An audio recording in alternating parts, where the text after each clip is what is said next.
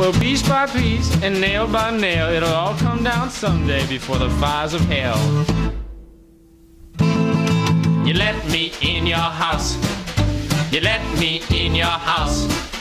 You let me in your house with the hammer. Tiempo para el Celar en este formato de entrevistas magnífico que nos está haciendo conocer gente maravillosa con Miguel Ángel Carmona desde Badajoz. Hola Miguel Ángel, ¿qué tal? Buenos días, Antonio. Buenos días. Buenos días, Nuria. Este formato que en su formato de taller literario nos hace conocer gente estupenda y relatos magníficos, y en su formato de entrevistas como el de hoy pues nos hace conocer iniciativas y gente fantástica, ¿verdad? Ajá. Sí, y además hoy muy especial. Ya mirando, Antonio, eso que veníamos barruntando desde sesiones anteriores, ¿Sí? Mirando ya al Club de Lectura Viva 2017. ¡Viva! Club de ¡Viva! Lectura Viva, ¡viva! Bueno, ¿y aquí nos traes hoy entonces? Pues mira, hoy tenemos con nosotros a Olga Martínez y a Paco Robles, que fundaron juntos en 2003 la editorial Candaya. Ambos han compaginado desde entonces su profesión de docentes en lengua y literatura con una actividad editorial que ellos mismos califican con 3 palabras: convencimiento, riesgo y rigor. Una tríada que a mí me produce, la verdad, mucha más confianza que sangre, sudor y lágrimas. Buenos días, Paco. Buenos días, Olga. Hola, buenos días. Hola, buenos días. ¿Qué Buenos tal? ¿Cómo días. estáis? Candaya, vosotros sois los que editasteis a Eduardo Halfon, ¿verdad? No. ¿O estoy confundiéndome esos yo? Esos libros del asteroide. Ah, libros de la historia, me está yo confundiendo, perdón. Pero sí que tiene también mucha vocación latinoamericana, Candaya. ¿O no tanto? Sí. Y concretamente Eduardo Halfon es un buen amigo, lo conocemos. Nosotros hemos estado durante muchos años viajando a Guatemala con cuestiones de cooperación. Y bueno, lo conocimos aquí en España, Eduardo Halfon, y tuvimos un buen tema de conversación. Nos gusta mucho viajar por toda América Latina, conocer a sus gentes, su literatura, y es una de nuestras grandes pasiones. Ah, claro, por eso me confundía yo, porque él os citó, cuando hablamos con Eduardo Miguel Ángel, él citó Candaya, citó la editorial Candaya, por eso me confundía yo. Sí. Yo creo que Antonio lo que ha querido tiraros es una indirecta para que lo fichéis para la próxima, me parece. Bueno, esa es otra ocasión, claro. Esa es otra opción. Se nos acerca a nosotros, que siempre es bueno, desde luego, a través de una buena editorial. Bueno, yo quiero empezar, Olga y Paco, leyendo unos versos de un poeta que conocéis muy bien, para que vosotros me contestéis lo que quiera que os traigan a la mente.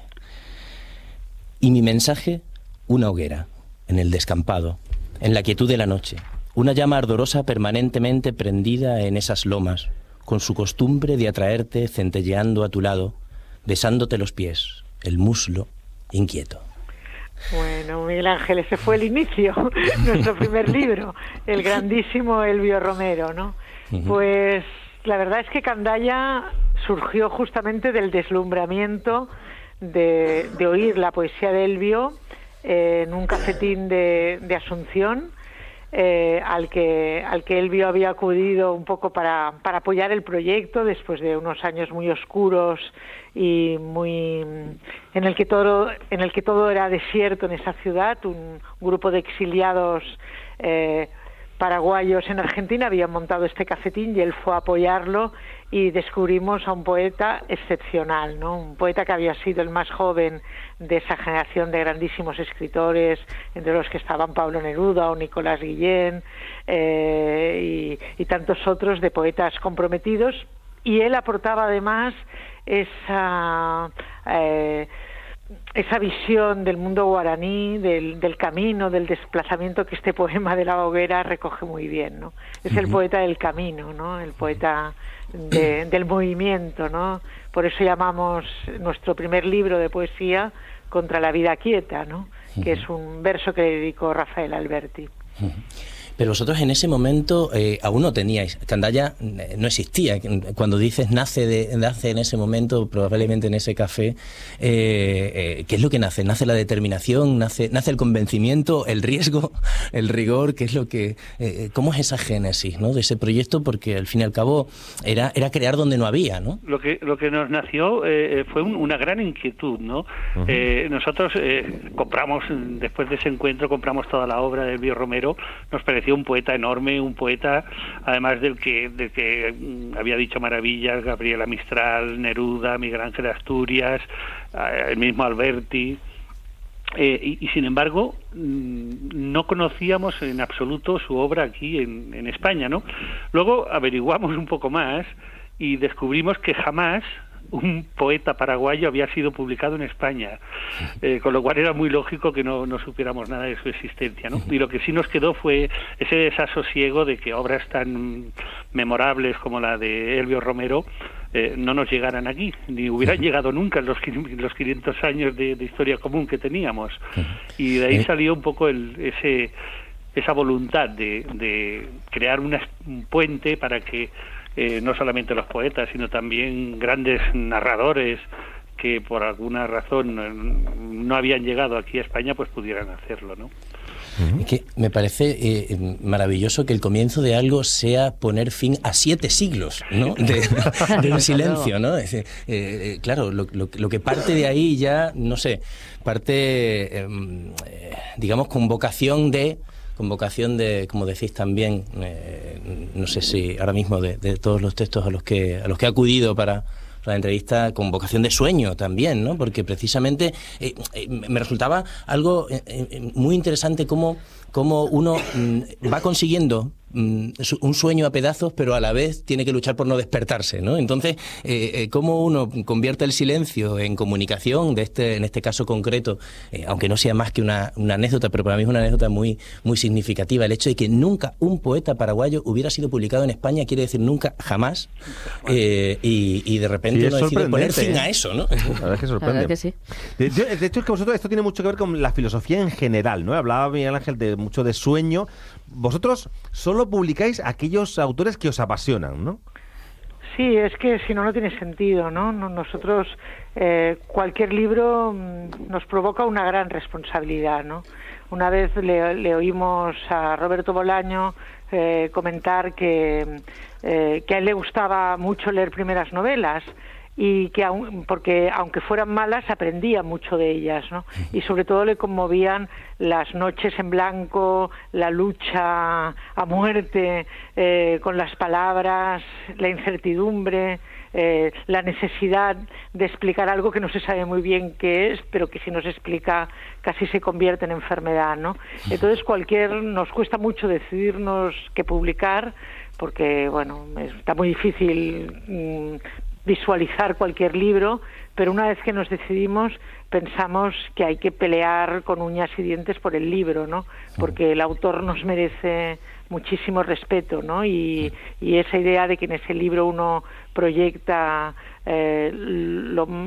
lo más esencial, ¿no? que tenemos, ¿no? A veces lo mejor y a veces lo peor, pero en todo caso aquello que te da profunda identidad, ¿no? Y hay que luchar abrazo partido por los libros. Y por esa puesta en contacto también, ¿no? Claro. Es curioso porque con toda la distancia, ¿no? que media entre una cosa y otra, pero al final el Club de Lectura Viva me he dado cuenta, ¿no? Que me pone en una situación parecida en el sentido de que al final los libros que selecciono para el Club de Lectura Viva uno tiene que defenderlos después, ¿no? Tiene que ponerse delante del público, de los lectores y tiene que decir, bueno, este fue mi criterio, podría haber sido mejor probablemente o podría haber sido otro, pero lo que sí está claro es que uno no puede ir a defender un libro en el que no cree, ¿no? Y al final me he dado cuenta de que quizá eso sea una de las cosas más importantes del trabajo del editor, ¿no? Sí. Nosotros, bueno, eso lo tenemos muy claro. De hecho, hemos sido muy rigurosos en eso, ¿no? Publicamos aquello que nos gusta, ¿no? Que a lo mejor en alguna ocasión nos podemos haber equivocado, pero en todo caso es nuestro error, ¿no? Y a veces hemos dicho que no a propuestas económicas muy sustanciosas porque nos veíamos incapaces de defender aquello que no nos sobrecogía, que no nos conmovía, que no nos turbaba, que no nos hacía llorar o reír, pero que nos removía algo por dentro, ¿no? Vaya. Entonces es que además, fundamental, es el primer lema, ¿no? Y he leído que dentro de esto tenéis una selección muy exclusiva a la hora de publicar, o sea, tenéis un número estricto. ¿Es cierto? ¿Solo publicáis 8 libros al año? Bueno, eso es un poco la idea inicial. Luego a veces hay un torbellino que te arrastra a publicar más, o a veces la promoción de un libro se demora más porque lo requiere, y no publicamos tanto, pero la verdad es que es la media que nos marcamos al principio y que hemos venido respetando bastante. 8 libros repartidos entre las 4 colecciones, ¿verdad, Paco? Sí, sí. Ahora últimamente estamos publicando más novelas, porque la verdad es que nos están llegando unas novelas maravillosas, nos han llegado los últimos novelas y relatos. Nos ha llegado Nefando, que es de una ecuatoriana que se llama Mónica Ojeda, que es una maravilla de... Hablamos con ella. La tuvimos aquí hace 3 semanas. Exactamente, ¿no? Sí. Una chica que está llamada a marcar una época en la literatura en lengua castellana. Nos llegó el espectáculo del tiempo de Juan José Becerra, que es el del Club de Lectura, el de la Edad Media de Leonardo Cano, Familias de Cereal, que es un libro de relatos maravilloso de un argentino que se llama Tomás Sánchez Veloquio. Es decir, nos llega una serie de libros que últimamente, pues la verdad estamos apostando más por la novela.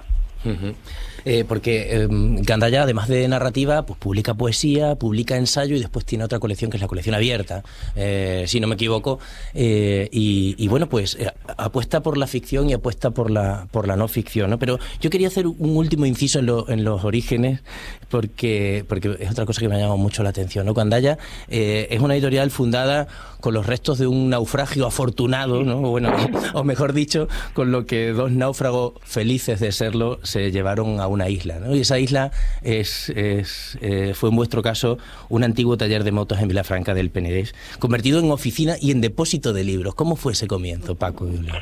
Bueno, la verdad es que nosotros volvimos muy impactados de ese viaje en donde conocimos a Elvio Romero, y al año siguiente conocimos a Enodio Quintero, un escritor venezolano también que nos marcó profundamente, y bueno, decidimos que eran 2 literaturas, tanto la literatura paraguaya como la literatura venezolana, que tenía enormes autores y como estos 2, y que aquí era muy poco conocida, y bueno, ¿por qué no íbamos a...? Y en esa época teníamos una ruina, la verdad es que era una casa que habíamos comprado en ruinas, en el centro de Canet, al norte de Barcelona, y siempre habíamos pensado, aquí nos acabaremos haciendo nuestra casa, ¿no? Y bueno, en lugar de hacer nuestra casa, lo que hicimos fue venderla y crear la otra casa, la casa de la tribu Gandaya, ¿no?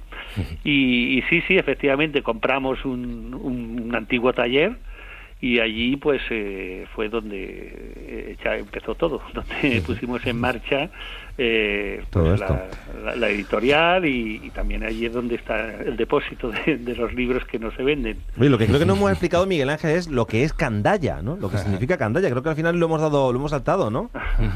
¿De dónde viene el nombre también? Claro, ¿de dónde viene Candaya? Recordádnoslo. Pues Candaya es un reino imaginario del Quijote. En concreto es el reino al que se alude en el episodio de Clavileño, y a donde en una de las burlas de los duques de Zaragoza envían a Sancho y a Don Quijote para desembrujar a las mujeres barbudas. Entonces, bueno, lo suben al caballo de madera, Clavileño, y les hablan del remoto reino de Candaya, que está a muchísimas leguas, también a una gran diferencia espacial y temporal, pero al que es posible acceder quien tenga capacidad de soñar, ¿no? Y nos pareció una hermosa metáfora de lo que nosotros queríamos que fuera Candaya, ¿no? Un espacio de encuentro entre la literatura más conmovedora y más arriesgada que se escribiera a los 2 lados del Atlántico, y que desgraciadamente estaba mucho más de espaldas de lo que a nosotros nos gustaría, que siempre hemos pensado que se trata de una única literatura, la escrita en español, en castellano. Sí. Claro, pero en ese reino luchan contra el gigante Malambruno. Yo no sé cómo, a la hora de editar libros, ¿cuál es vuestro Malambruno? ¿Contra qué hechizos tenéis que pelear? Bueno, yo creo que la lucha, claro. A mí el malambruno que más me angustia es la brevísima vida de un libro, ¿no? Es algo que nos angustia muchísimo, ¿no? El pensar que en un libro a veces hay muchos años de trabajo del escritor. Nosotros, una de nuestras novelas así más emblemáticas es Autopsia, de un escritor de Zaragoza al que nos gusta mucho, una de nuestras apuestas, Miguel Serrano Larraz, y Miguel estuvo con esa novela casi más de 6 años, ¿no?, peleando con ella, trabajándola. Es una novela muy exigente, muy compleja. Y luego todo el trabajo de edición, que es cuando el libro deja de ser una experiencia íntima del escritor y muy secreta y muy individual, a ser un trabajo colectivo que emociona y que ilusiona a mucha gente, ¿no? Nuestra aportación, la del editor, la del ilustrador.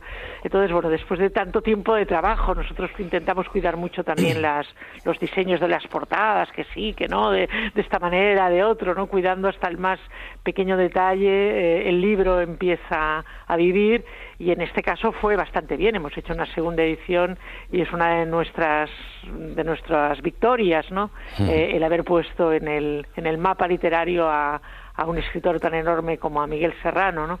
Pero otras veces la duración de un libro es brevísima, ¿no? Y si no se produce algo, un clic, a veces llegan a las librerías y a los 2 meses los devuelven, a veces no se abren de las cajas que llegan, ¿no? Y hay una contradicción que siempre nos preocupa mucho. Intentamos también pelear mucho los medios, intentar que los libros tengan presencia en las radios, en la televisión cuando es posible, en los medios escritos, en la prensa, pero a veces esto es un proceso lento y a veces tarda un tiempo, ¿no? Y cuando comienza a oírse hablar del libro, los libros ya están retirados, ¿no? Y luego es muy complicado volverlos a colocar en las librerías. Y eso nos da mucha pena y nunca sabe uno cómo resolverlo, ¿no? Mi malambruno sería un poco la estupidez de ciertas personas que están con capacidad de decidir y que piensan que la cultura es un gasto y que hay que recortar y no una inversión y un tesoro, ¿no?, que hay que cuidar. Afortunadamente ahora parece que últimamente hay algunos signos más de revitalización. Por ejemplo, nos han comprado 300 ejemplares de Familias de Cereal de Tomás Sánchez Veloquio para las bibliotecas, pero durante mucho tiempo propuestas que hacíamos para club de lectura decían no tenemos dinero para comprar los 15 o 20 ejemplares que se necesitan para establecer el club, o simplemente, como nos dijeron una vez, poesía no compramos las bibliotecas. En fin. Vaya. Yo, con respecto a lo primero, a lo que decías, Olga, la verdad que me parece terrible, ¿no? Que al final ese imperio de lo efímero que hablaba Lipovetsky, ¿no?, que parecía más asociado al mundo de la estética, pues de esa manera instaurado en el mundo del arte, ¿no? O sea, yo creo que el Club de Lectura Viva lo que pretende también es luchar contra eso. Es decir, un libro está vivo. O sea, un libro es nuevo mientras está vivo, ¿no? Caer en ese dato terrible que tú has descrito perfectamente, ¿no? Es decir, que cuando alguien va a intentar comprar el libro ya está retirado, o que los libros se devuelvan a los 2 meses y ya está cerrada la caja. Es decir, el libro como un artículo de moda, después de todo el trabajo que hay detrás, ¿no? Los libros siguen siendo nuevos, mientras no se hayan leído, me atrevería a decir, ¿no? Y bueno... Y nos encontramos con otro problema, ¿no? Y es cuando el libro es bueno y encima de ello se hace eco la prensa y los primeros lectores y también los prescriptores, y a pesar de eso no se vende. ¿Qué falla en esos casos? Sí, ese es otro problema muy grande que a nosotros nos ha pasado con algunos autores, ¿no? Sí, Juan José Becerra decía que había más escritores que lectores. Es verdad que se publica mucho, ¿no? Y que tenemos una población lectora muy precaria todavía, ¿no? Pero yo creo que esa es una de las funciones del editor, ¿no? Y de los medios de comunicación también, ¿no? El formar lectores, ¿no? El descubrir a los lectores que su vida será mucho más apasionante y estimulante si lee que si no lee, ¿no? Y para eso tenemos que ser imaginativos, ¿no? Y por ejemplo, una de las cosas que a nosotros hemos hecho desde el principio, es lo que a veces hemos definido como nuestra voluntad periférica, ¿no? El entender que los lectores no siempre están en las grandes ciudades, ¿no? Una de las experiencias más bonitas que hemos tenido es hacer una tertulia literaria en una panadería de Caspe, ¿no? Un pueblo de Aragón con muy pocos habitantes, y descubrir que había un grupo de bolañanos impresionantes allí, ¿no? O sea, intentar descentralizar la cultura, llegar a públicos lectores muy distintos, apostar por las librerías, que son esos refugios del libro y esas señas de identidad de una ciudad tan importantes, ¿no? Tener una librería que sea un lugar de encuentro de los letraheridos, ¿no? de la gente para la que el libro es la patria, ¿no? Entonces tenemos que intentar unir fuerzas y educar a los lectores, ¿no? Descubrirle el placer de leer, ¿no? Bueno, entre todos, ¿no? Miguel Ángel, Paco y Olga van a estar en el Club de Lectura Viva del CELART, ¿no? Sí, como veréis, hay mil cosas que hablar con ellos. Se me quedan un millón de temas en el tintero, pero tenemos la suerte de que van a estar con nosotros el 10 de febrero.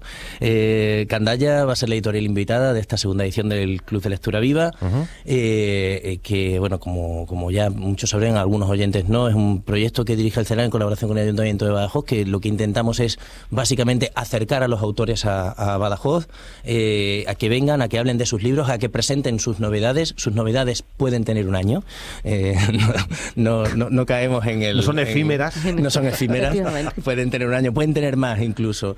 Y lo que hacemos es traer al autor, se presenta el libro, después se hace un club de lectura con los inscritos, y tenemos una novedad este año también, y es que vamos a contar con autores extranjeros que van a intervenir, como en el caso del 10 de febrero, en el acto de apertura en el que van a participar Olga y Paco. Vamos a contar también con Juan José Becerra, que vive en Argentina y que nos va a presentar y va a hablar con los inscritos del club de su última novela, El espectáculo del tiempo.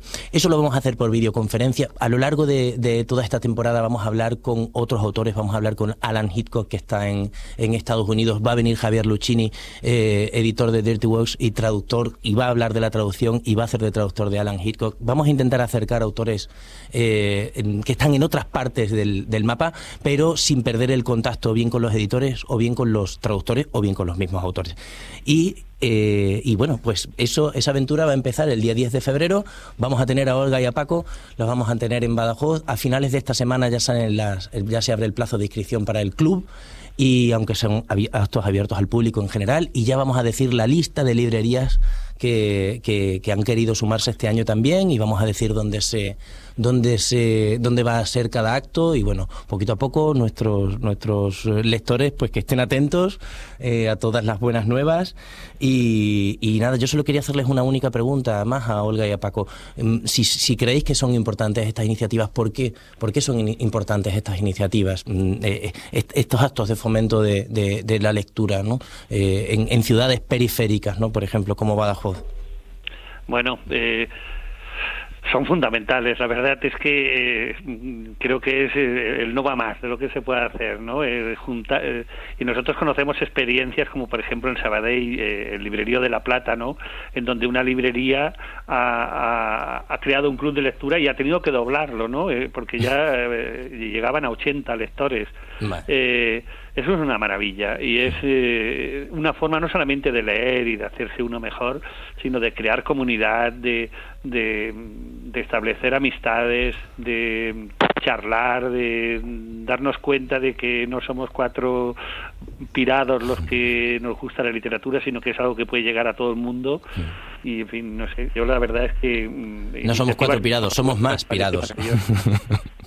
No, además, bueno, yo quiero animar a todos los lectores a todo el ciclo del club de lectura, pero yo creo que la elección para el arranque no puede ser mejor, porque Juan José Becerra es un hombre muy sabio, con una manera de dar herramientas para entender el mundo de una manera compleja y no reduccionista, pero además es terriblemente divertido, ¿no?